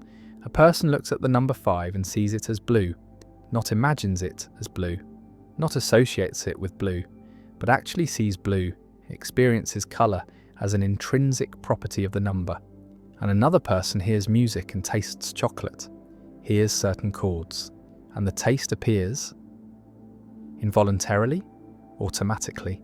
And these experiences are synesthesia, are cross-modal sensory experiences where stimulation in one modality produces perception in another, and synesthesia is not metaphor, is not learned association, is a genuine perceptual phenomenon experienced by roughly 4% of the population. And the paradox is that synesthetes experience properties that are not physically present, see colours that are not in the stimulus, taste flavours that have no source, and yet these experiences are consistent, are reliable. The same numbers always evoke the same colours, the same sounds always evoke the same tastes, and this reliability distinguishes synesthesia from imagination or association, shows that synesthesia is automatic, is perceptual rather than cognitive, and the phenomenon reveals something fundamental about how the brain is organised, shows that sensory modalities are not strictly separate, but can communicate, can influence each other, and synesthesia represents an extreme of this cross-modal interaction, represents a neural architecture where connections between sensory areas are stronger than normal, are sufficient to produce conscious experiences in one modality when another is stimulated. Imagine being a grapheme colour synesthete, the most common form where letters and numbers evoke colours, and you read this text and every letter has its own colour. A is red, B is green, C is yellow, and the colours are vivid, are as clear as real colours, are not vague or imagined but are perceptually present. And when you see the letter A, you cannot help but see red. The colour is automatic, is triggered by the visual form of the letter, and this colouring happens for all letters and numbers, creates a richly coloured experience of reading. And while this might sound beautiful, It can also be distracting, can interfere with reading when the printed colours conflict with synesthetic colours, can create confusion, and yet for synesthetes, this is normal, is how the world has always looked. And they're often surprised to learn that others do not experience letters as coloured, that the colours are unique to synesthetes. Synesthesia demonstrates that perception is not modular, is not strictly segregated by sensory modality, and in synesthetes there is cross-activation. There are connections between sensory areas that do not exist or are weaker in non-synesthetes, and these connections allow activity in one area to trigger activity in another. And when grapheme area, the region that processes letter and number shapes, is activated, it also activates colour area, the region that processes colour, and this cross-activation produces the experience of coloured letters. And neuroimaging studies have confirmed this, have shown that when synesthetes see numbers, colour areas of visual cortex are activated, are lit up. And this activation is automatic, is bottom-up, is not produced by conscious thought or imagination, but is triggered by the stimulus itself. Visualize the brain as having sensory areas that are normally separate: visual area, auditory area, taste area, and these areas process their respective inputs and pass information to higher level regions. But in synesthetes there are additional connections. There are pathways between sensory areas that allow direct crosstalk, and these pathways are the neural basis of synesthesia, are what allows stimulation in one modality to produce experiences in another. And the connections are not learned, are not created through experience, but are developmental, are present from early life. And synesthesia is lifelong, is consistent. The same cross-modal experiences occurring throughout the synesthete's life. The synesthesia paradox is that these experiences are perceptual, are as real as any other perception, and yet the properties perceived are not present in the stimulus. The number 5 is not blue, is black on white, and yet the synesthete sees blue. And this challenges theories that say perception is veridical, is accurate, is a representation of physical reality. And synesthesia shows that perception can include properties that are not in the world, that are generated internally, and yet these properties feel external, feel like properties of objects rather than like internal mental states. And this raises questions about the nature of perception, about what it means for perception to be of something, about whether all perception involves some degree of construction, some degree of adding properties that are not in the stimulus. One theory of synesthesia is that everyone is born with extensive cross-modal connections, that infant brains have connections between all sensory areas, and during development, most of these connections are pruned or eliminated, and sensory areas become more segregated. And in synesthetes, some of these early connections are preserved, are not pruned, and this preservation allows the cross-modal experiences to continue into adulthood. And this theory is supported by evidence that infants show some synesthetic effects, show cross-modal correspondences, and that synesthesia runs in families, has a genetic component, suggesting that genes that regulate synaptic pruning are involved. Another theory is that synesthesia involves disinhibition, involves normally present connections between sensory areas that are usually inhibited, are suppressed, and in synesthetes this inhibition is weakened, is less effective, and so the connections are active, allow cross-activation, and this theory is supported by evidence that synesthesia can be induced temporarily in non-synesthetes through drugs that reduce inhibition, through hypnosis, through sensory deprivation, suggesting that the neural machinery for synesthesia is present in everyone, but is normally inhibited, and synesthetes have less inhibition, have more open channels between sensory areas. Synesthesia also has practical implications. Some synesthetes report that their experiences are useful, provide memory aids, make information more distinctive, easier to remember, and some musicians with sound-colour synesthesia report that the colours help with composition, with understanding musical structure, and some artists deliberately cultivate synesthetic experiences, use them as sources of creativity. And understanding synesthesia has implications for education, for recognizing that people process information differently, that sensory experiences vary across individuals, and that teaching should accommodate these differences, should recognize that some students have richly colored experiences of letters and numbers, while others do not. The phenomenon also raises questions about consciousness, about qualia, about the subjective properties of experience, because synesthetes have different qualia than non-synesthetes, have color experiences that others do not. And this shows that consciousness is not uniform, is not the same across individuals, and qualia vary.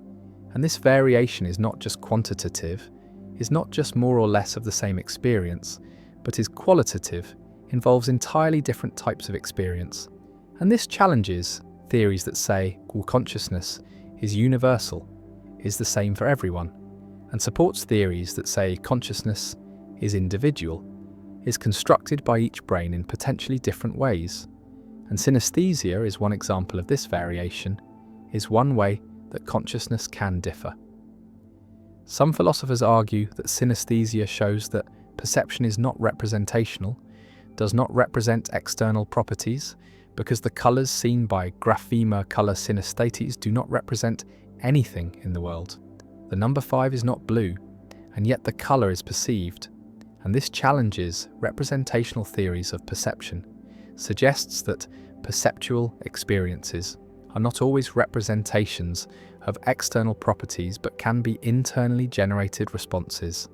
And synesthesia is a case where the response includes properties that are not being represented, and this raises questions about what makes perception representational, whether all aspects of perception are representations or whether some are merely responses are produced by the perceptual system without representing anything external. The number appears black on white, and the synesthete sees blue, vivid, and automatic.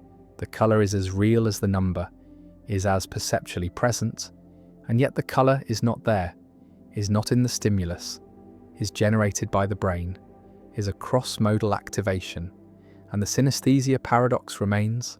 Perception includes non-veridical properties, includes experiences that do not correspond to stimulus properties, and yet these experiences are automatic, are reliable, are as perceptually real as any other, and synesthesia endures as one of the most fascinating phenomena in neuroscience, a demonstration that sensory modalities are not strictly separate, that cross-modal connections exist, that perception can include internally generated properties, and that consciousness varies across individuals, includes experiences that are unique, that are not shared by everyone, and the colours remain overlaid on letters, triggered by sounds, evoked by tastes, and the cross-modal world of synesthetes continues, different from the world non-synesthetes perceive, richer in some ways, more confusing in others, and the phenomenon persists.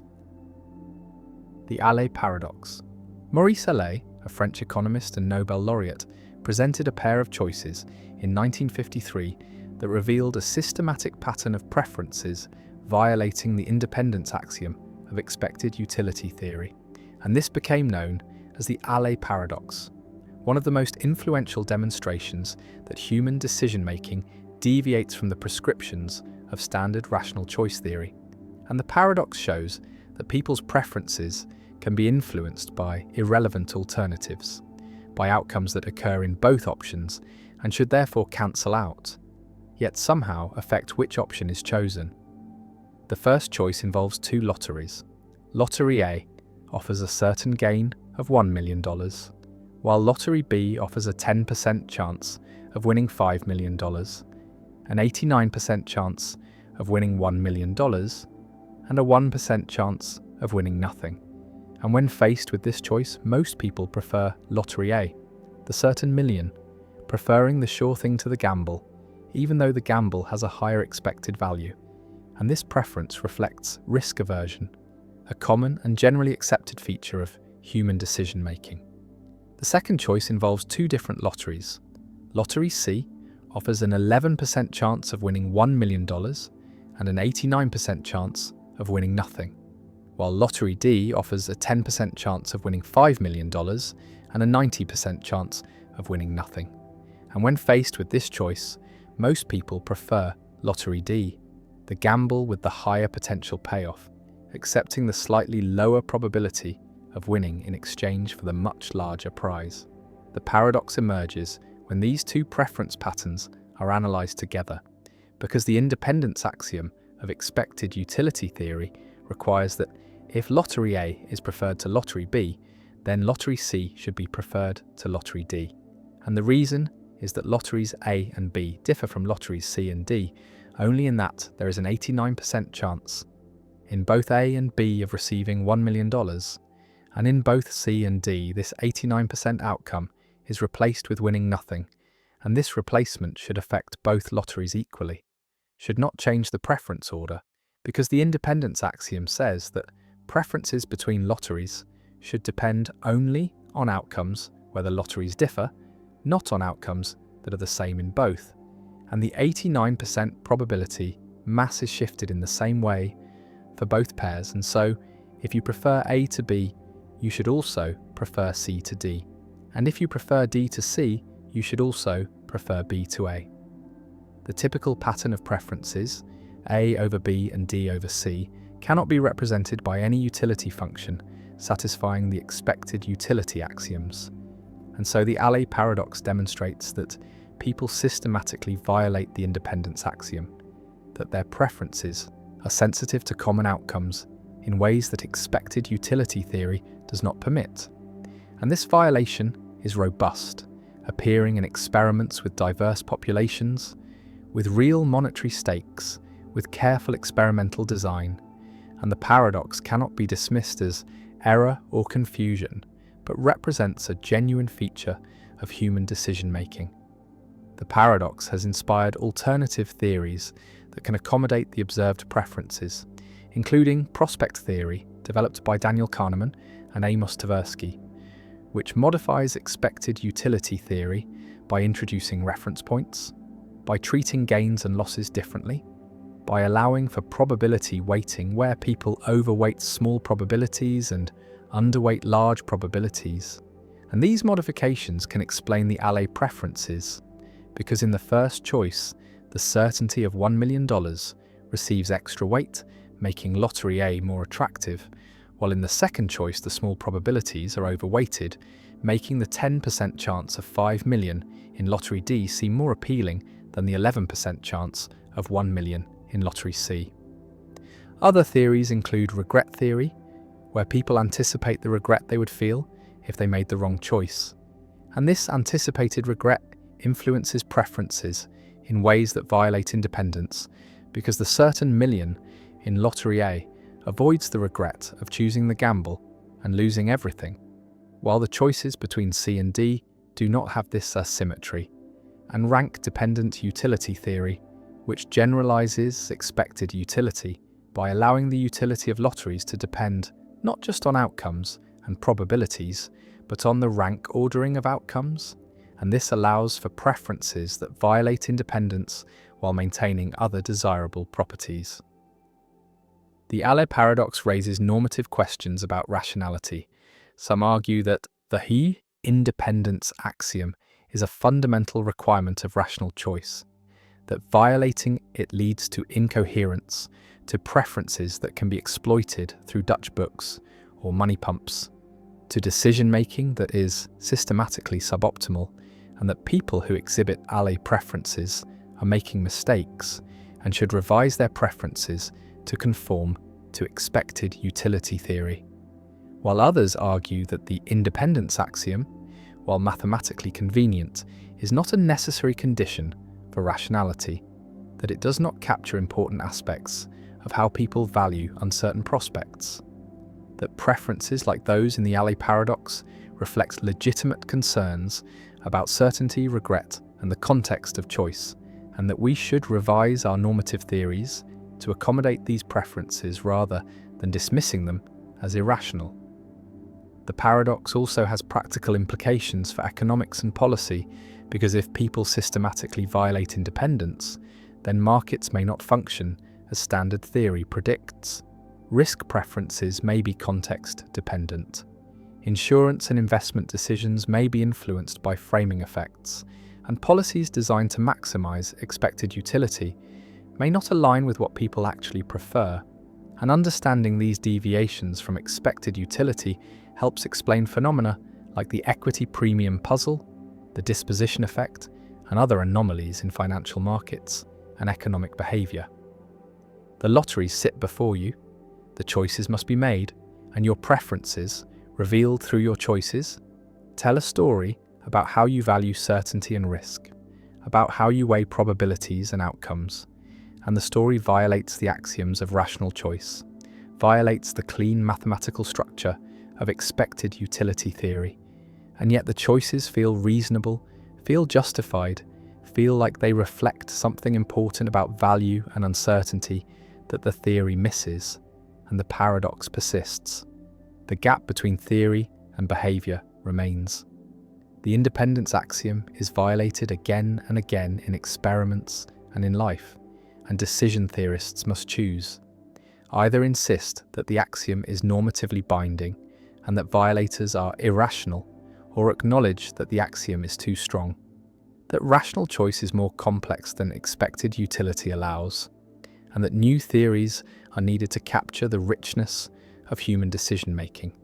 And the Allais paradox remains a landmark, a decisive demonstration that classical rational choice theory does not fully describe or prescribe human behavior, a challenge that spawned new theories and new research programs, and a reminder that rationality is contested, that what counts as a reasonable choice depends on assumptions and frameworks that are themselves open to question, and the lotteries remain, the choices remain, the preferences remain, and the paradox endures, unsolved in the sense that no consensus has emerged about whether the preferences are rational or irrational, about whether we should revise our theories or our preferences, about whether independence is a negotiable axiom or a non-negotiable requirement. And the debate continues.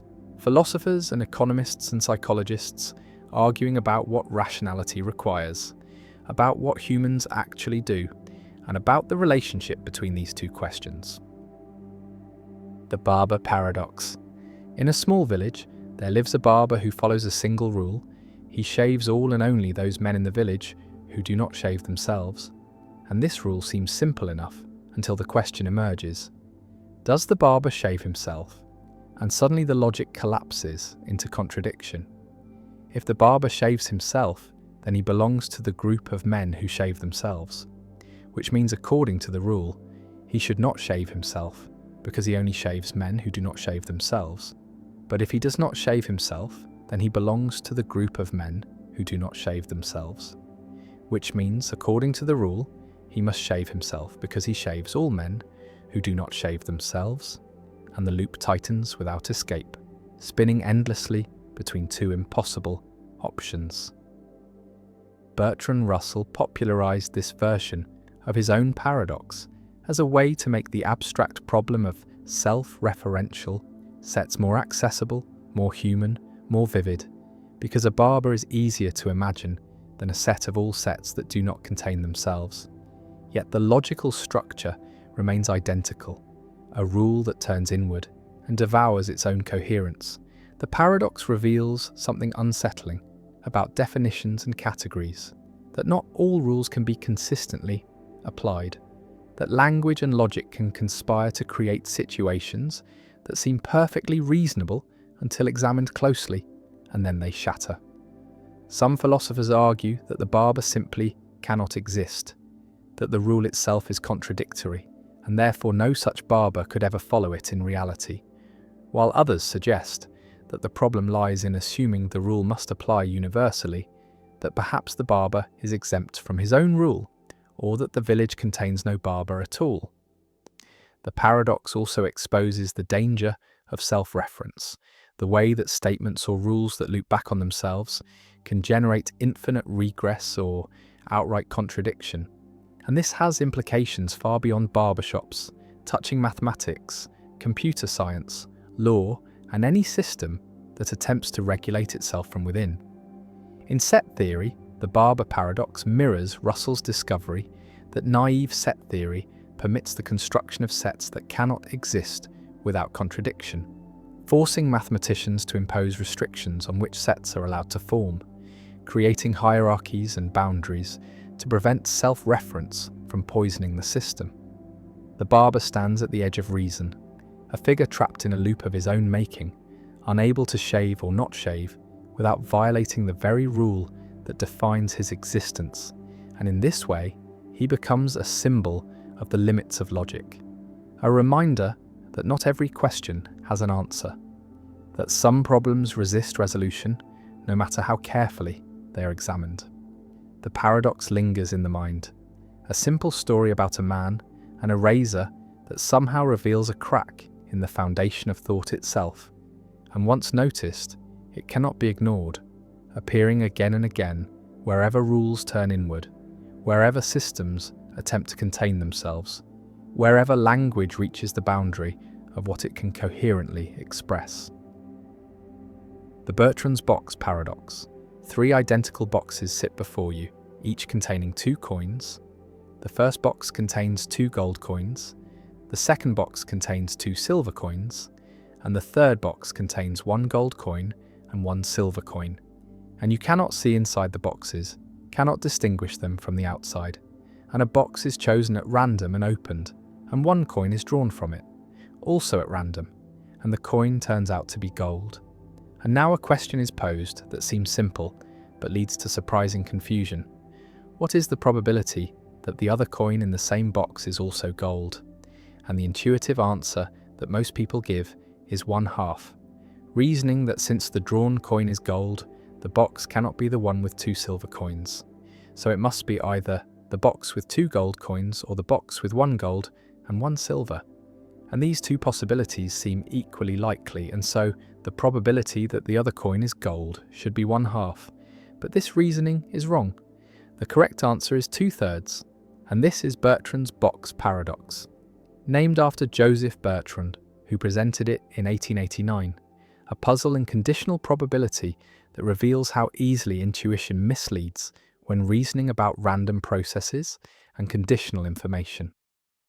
The error in the intuitive reasoning lies in treating the 2 remaining boxes as equally likely, but they are not, because the probability calculation must account for how the gold coin was observed, must condition not just on which box was chosen, but on which coin was drawn. And the key insight is that there are 3 gold coins in total, 2 in the first box and 1 in the third box, and the drawn coin is equally likely to be any of these 3. And if the drawn coin is one of the 2 from the first box, then the other coin in the same box is also gold, while if the drawn coin is the one from the third box, then the other coin is silver. And since 2 of the 3 equally likely possibilities lead to the other coin being gold, the probability is 2/3, not 1/2. Another way to see the solution is to consider all possible outcomes. There are 6 coins in total, labelled gold 1 and gold 2 in the first box, silver 1 and silver 2 in the second box, and gold 3 and silver 3 in the third box, and each coin is equally likely to be the one drawn, and we're told that a gold coin was drawn, which eliminates silver 1, silver 2 and silver 3, leaving gold 1, gold 2 and gold 3 as equally probable. And if gold 1 was drawn, then the other coin in the same box is gold 2. If gold 2 was drawn, then the other coin is gold 1. And if gold 3 was drawn, then the other coin is silver 3. And so in 2 of the 3 cases, the other coin is gold, giving a probability of 2/3. The Bertrand box paradox is structurally similar to other probability puzzles, like the Monty Hall problem and the 3 prisoners problem, where conditioning on partial information updates probabilities in non-obvious ways, where the process by which information is revealed matters as much as the content of the information, and where naive intuition fails to properly account for the structure of the problem, and the paradox illustrates the importance of specifying the sample space carefully, of identifying all possible outcomes and their probabilities, and of using Bayes' theorem or other formal tools to update probabilities rather than relying on informal reasoning.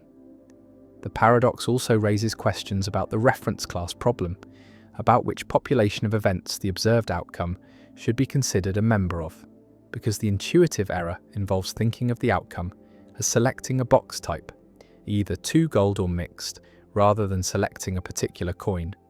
And this shift in reference class changes the probabilities, and the correct solution requires identifying the right reference class, the set of all coins that could have been drawn, and calculating probabilities relative to that set. Bertrand's box paradox has pedagogical value. It is often used in teaching probability to illustrate conditional probability, to show how careful reasoning differs from intuitive judgment, and to demonstrate the value of systematic methods like constructing probability trees or using Bayes' theorem. And students who understand the paradox gain insight into a common class of errors that arise from failing to properly condition on all relevant information, from treating distinct events as equiprobable when they are not, and from confusing the probability of a hypothesis given evidence with the probability of evidence given a hypothesis. The paradox also appears in variations, sometimes with coloured balls instead of coins, sometimes with different numbers of boxes or different distributions, and each. Variation tests slightly different aspects of probabilistic reasoning, but the core lesson remains the same, that conditional probabilities must be calculated carefully, that intuition is unreliable, and that formal methods are necessary to avoid systematic errors. And the paradox connects to real-world situations where similar reasoning is required. Medical diagnosis, where symptoms must be interpreted in light of disease prevalence and test reliability. Legal reasoning, where evidence must be weighed in light of prior probabilities and alternative explanations. And machine learning, where classifiers must be trained to properly account for base rates and conditional dependencies. The boxes sit on the table, indistinguishable from the outside. The gold coin gleams in your hand, and the question hangs in the air: what is the probability that the other coin is also gold? And the answer, 2/3, contradicts the intuitive 1/2. And the gap between intuition and mathematics reveals something about how we reason about chance, about how we estimate probabilities, about how we update beliefs in light of evidence. And the Bertrand box paradox remains a touchstone, a simple puzzle with a surprising answer, a demonstration that probability is subtle, that conditioning changes things in non-obvious ways, and that even questions that seem straightforward can hide complexity, can require careful analysis to answer correctly. And the paradox endures as a teaching tool, a cautionary tale, a reminder that mathematical reasoning is necessary to avoid errors that intuition cannot prevent. And the gold coin sits there, evidence that shifts probabilities, information that updates beliefs, and the calculation proceeds, formal and precise, yielding 2/3, and the intuition retreats, humbled by mathematics, corrected by careful thought. And the lesson is learned again, that probability is counterintuitive, that conditional reasoning is hard, and that paradoxes like Bertrand's box serve an essential function, exposing the gaps between how we think we reason and how we actually should reason, between the quick judgments of intuition and the slow calculations of mathematics. And the boxes remain coins inside, waiting to teach the next student, to confound the next intuition, to reveal once more that chance and evidence interact in ways that defy expectation. And the paradox persists, elegant and instructive, a permanent fixture in the pedagogy of probability, a puzzle that generations of students have encountered and been surprised by, and will continue to encounter as long as probability is taught and intuition needs correction. The Bell spaceship paradox: when 2 rockets pull a string apart, 2 identical spaceships float in space, separated by some distance. let us say 1 kilometer measured in their initial rest frame, and a thin thread connects the two ships, stretched taut but not under tension, and now both ships fire their rockets simultaneously, both accelerating at exactly the same rate, both reaching the same velocity at the same time as measured in the original rest frame. And the question arises, what happens to the thread? Does it break or does it remain intact? And the paradox is that two different lines of reasoning seem to give opposite answers. One argument says the thread remains intact because both ships accelerate identically and maintain constant separation in the original rest frame, while another argument says the thread must break because of length contraction, and this is Bell's spaceship paradox, proposed by physicist John Stuart Bell to clarify misconceptions about special relativity and the nature of length contraction. Consider the first argument. In the original rest frame, both ships start 1 kilometer apart, and both ships accelerate at the same rate, their velocities remaining equal at all times, and so the distance between them, as measured in the original rest frame, remains 1 kilometer throughout the acceleration.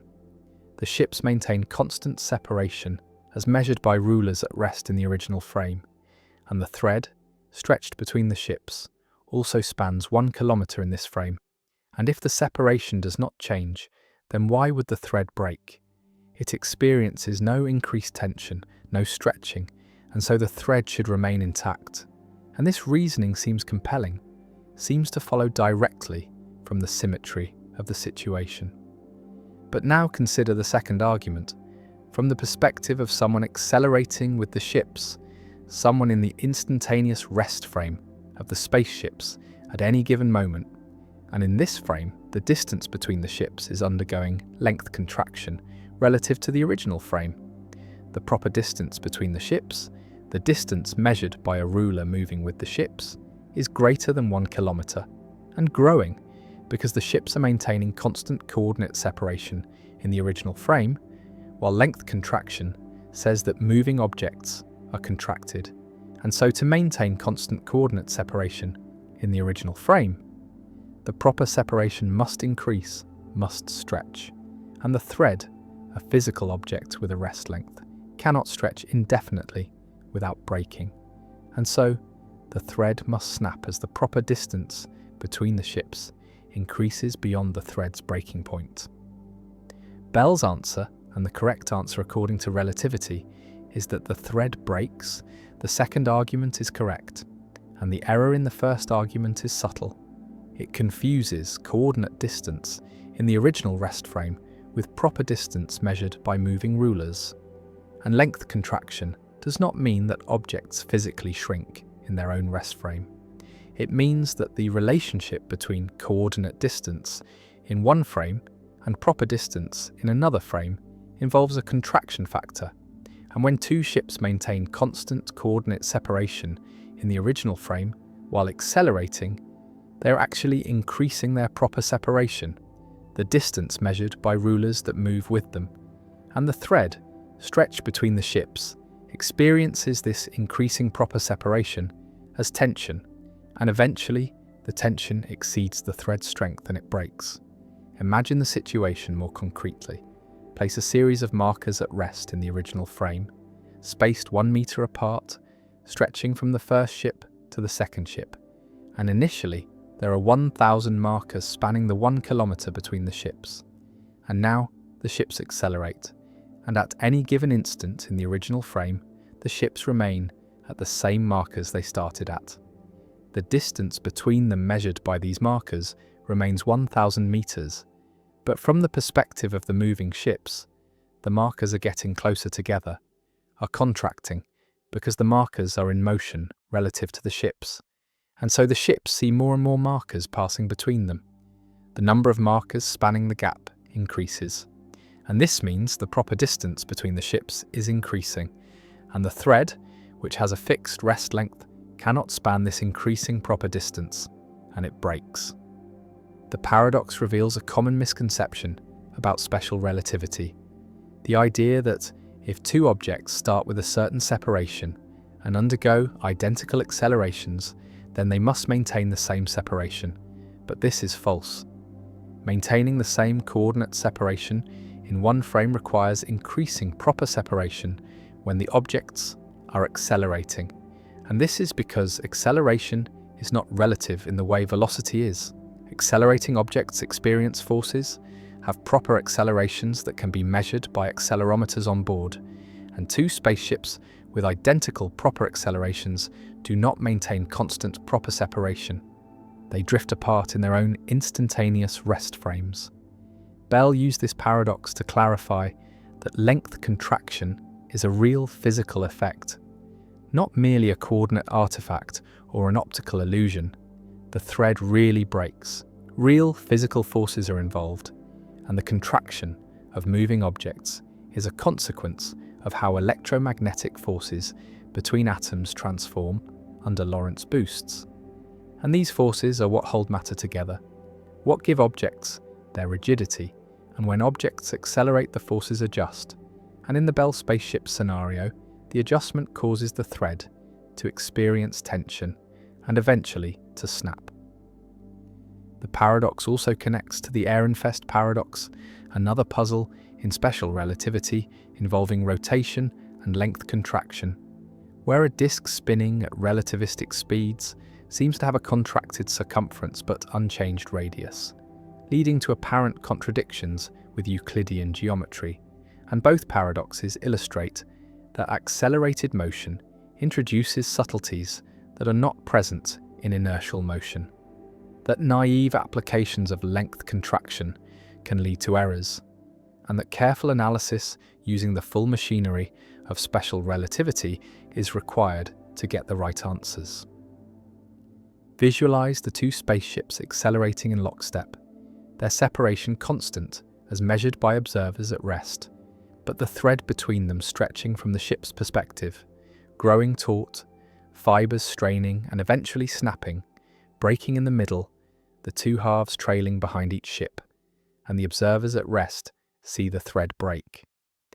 Even though the ships never changed their coordinate separation, and this breaking is real, is frame independent, all observers agree that the thread broke. Though they may disagree about why, about what forces were involved, but the physical fact of the breaking is invariant, is an event in spacetime that everyone can observe. Bell's spaceship paradox remains a challenging problem in relativity pedagogy. Many students, and even some physicists, initially get it wrong, arguing that the thread should not break. And the paradox serves as a test of whether someone truly understands length contraction and the relativity of simultaneity, whether they can correctly apply these concepts to accelerating objects. And the paradox has generated extensive discussion in physics journals, with papers clarifying the resolution and exploring variations. And it stands as a reminder that special relativity, despite being over a century old, still contains subtleties that require careful thought, that intuitions about space and time must be constantly checked against the formalism, and that even seemingly simple scenarios can hide deep complexities. The rockets fire, the ships accelerate, maintaining constant spacing in the original frame, and the thread stretches, taut and straining, and then snaps, unable to bridge the growing proper distance. And Bell's paradox resolves, the thread breaks, relativity vindicated, and the lesson learned, that acceleration changes things, that maintaining coordinate separation requires increasing proper separation, that length contraction is real and physical, and that relativity continues to surprise, continues to challenge intuition, continues to reward careful analysis with deeper understanding of how space and time and motion interweave to create the strange but consistent fabric of relativistic physics.